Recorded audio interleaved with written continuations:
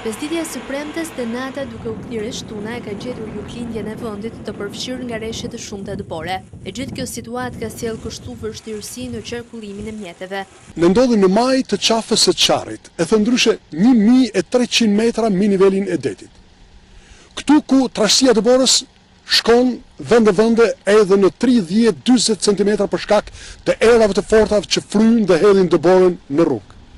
Janë 3 borë pastruese që punojnë gjatë gjithë kohës për të mbajtur të hapur këtë aks rrugor.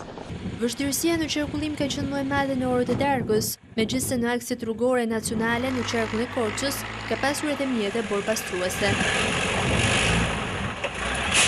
Në rreshtet e dëborës të cilat kanë qenë me intensitet të lartë, ka pasur probleme në komunat Mira, Slekas, Voskopoj, Barmasht, Shlirime, Novosel, ku një pjesë e krye fshatrave ka mbetur të izoluar. Ndërsa në qarkun e Kukësit, rreshtet e dendura të dëborës janë ndërprerë, megjithatë temperaturat vijojnë të mbeten të ulta.